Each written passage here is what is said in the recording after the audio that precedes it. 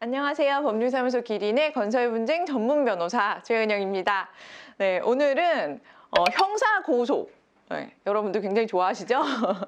네, 아이고, 이제 공사업체가 이거 공사해주지도 않고 중간에 뭐 막 배째라 그러고 근데 괘씸하다. 이러셔가지고 이제 좀 고소를 해서 처벌을 받게 좀 할 수 없느냐. 네, 이런 말씀 많이 주시고, 네, 건설업체 분들도 발주자가 그렇게 못됐을 수가 없다. 이렇게 말씀하시면서 좀 고소를 해서 감옥에 좀 보내고 싶다. 이제는 벌금을 좀 받게 해달라. 그런 말씀을 굉장히 많이 하시거든요. 그리고 인터넷에 그런 내용들이 많이 있나 봐요. 이렇게 건설 공사를 하다가 뭐 중단하고 막 이렇게 한 경우에 계약을 이행하지 않은 경우에 뭐 고소가 가능하다.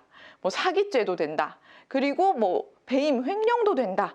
이런 얘기들이 인터넷에 많이 떠도는 것 같아요. 그래서 이제 법률 자문을 오셨을 때 형사고소가 된다던데요? 라는 말씀을 굉장히 많이 하시거든요. 근데 제가 이제 건설 전문 변호사로 11년 차 이제 사건을 진행하면서 언제나 비슷하게 말씀드렸어요. 형사고소 어렵습니다.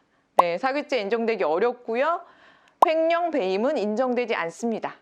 네, 이것은 이제 민사상의 계약이기 때문에 배임 횡령 해당이 안 돼요. 라는 말씀을 항상 드렸거든요. 그런데 이제 그렇게 얘기를 듣고 가셔도 어느 변호사는 된다던데 이런 얘기를 또 물으시고 이런 경우들이 왕왕 있어요. 그래서 제가 확실하게 영상으로 오늘 말씀드리고자 이렇게 영상을 준비했는데요.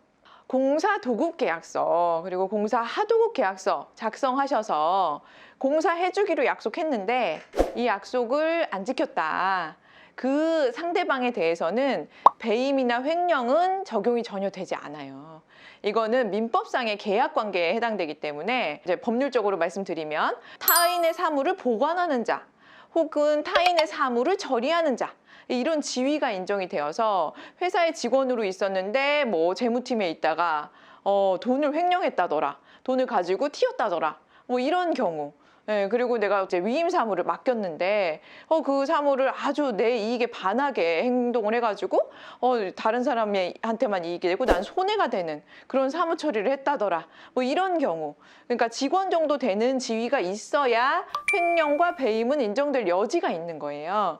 그래서 이제 공사를 해주는 사람이면 뭐 사무 처리해주는 사람 아닙니까? 라고 질문 주실 수도 있는데요. 법률적으로 그렇게 보고 있지는 않아요. 그래서 이제 뭐 민사상 계약서를 쓰고 공사를 해주세요라고 약속을 했다면 이제 약정한 금액을 받고 건물을 지어주기로 하는 계약에 해당이 돼요. 이 약속을 못 지켰다고 해서 그것이 이제 횡령이나 배임이 돼서 뭐 감옥에 보낼 수 있느냐? 그것은 해당이 되지 않는다라고 생각하시면 되고, 그 다음에 이제 사기죄도 인정되는 경우가 거의 흔치는 않아요. 그러니까 예를 들어서 저희가 공사를 맡겼어요. 5천만 원을 주고 인테리어 공사를 해주세요 라고 말씀을 드렸는데 이 업체가 공사를 하다가 공사를 완성하지 못했어요. 완성하지 못하고 좀 돈이 없습니다 라고 해가지고 저 이제 못할 것 같아요 라고 얘기를 했다. 근데 그럴 경우에 이제 괘씸하죠. 이제 억울하시고 또 손해도 보시고 그런 거는 제가 충분히 이해를 합니다. 그런데 추가로 공사비도 많이 들고 나는 이 공사가 지연이 돼서 영업 손실도 봤다. 그래서 그 부분에 대해서는 돈으로 배상 청구를 할 수가 있어요. 이거는 이제 민사상 손해배상 청구에 해당이 되는 거예요. 그래서 돈으로 이 손해에 대해서는 배상을 받으면 충분히 보상이 된다라고 보고 있기 때문에 이 사람이 공사를 하다가 중간에 형편이 어려워서 내지는 다른 사정에 의해서 공사를 끝까지 이행하지 못했다고 해서 이 사람을 사기꾼으로 인정이 돼서 감옥에 보낼 수 있느냐? 그것은 아니다. 라고 생각하시면 돼요. 감옥에 보낼 수 있을 정도는 정말 사회적으로 이제 악행, 네, 그리고 사람들에게 피해를 많이 주는 어떤 행위에 해당이 돼야 이제 처벌을 할 수가 있는 것이잖아요. 네, 그렇기 때문에 공사 계약이 잘 이행이 되지 않았다. 그리고 발주자가 나한테 돈을 주지 않아서 내가 손해를 봤다. 이런 경우에 사기로 무조건 고소를 해서 사기로 인정될 수 있냐? 그것은 이제 별개의 문제다. 사기죄가 인정되기는 쉽지 않다라고 생각하시면 되고요. 모든 경우가 사기죄가 인정이 안 되는 것은 아니고 공사를 해주기로 했어요. 공사 금액도 이제 상당히 좀 빨리 달라 해서 뭐 1억 중에서 뭐 3천만 원 정도를 먼저 받았는데 공사를 하는 척만 조금 하다가 공사를 거의 안 하고 연락이 두절됐어요. 도망가 버렸어요.